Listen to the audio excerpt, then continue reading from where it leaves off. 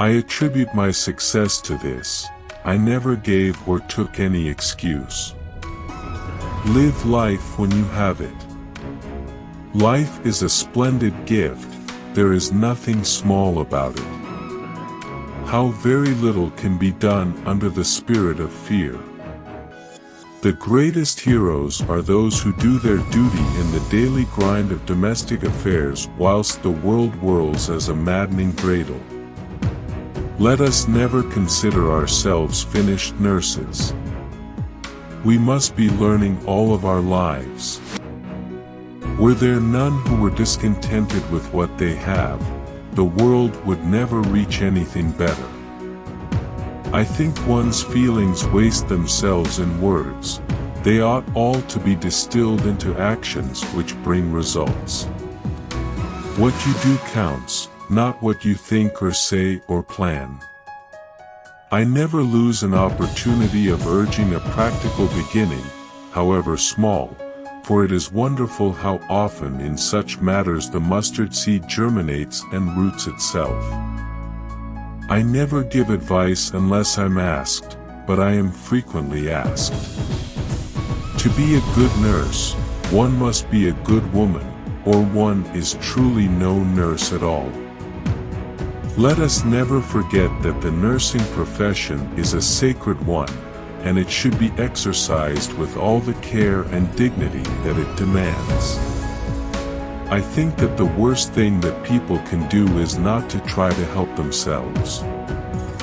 What cruel mistakes are sometimes made by benevolent men and women in matters of business about which they can know nothing and think they know a great deal. The very first requirement in a hospital is that it should do the sick no harm.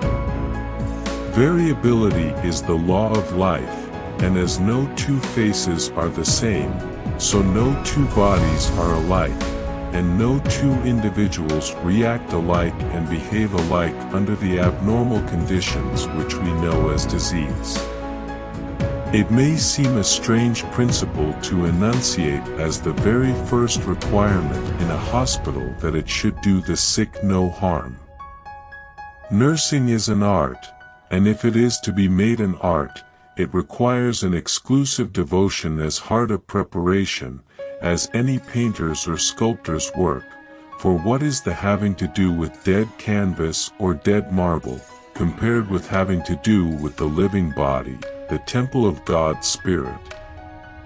It is one of the fine arts, I had almost said, the finest of fine arts. Let whoever is in charge keep this simple question in her head, not, how can I always do this right thing myself, but how can I provide for this right thing to be always done? Apprehension, uncertainty, waiting, expectation, fear of surprise, do a patient more harm than any exertion. How very little can be done under the spirit of fear.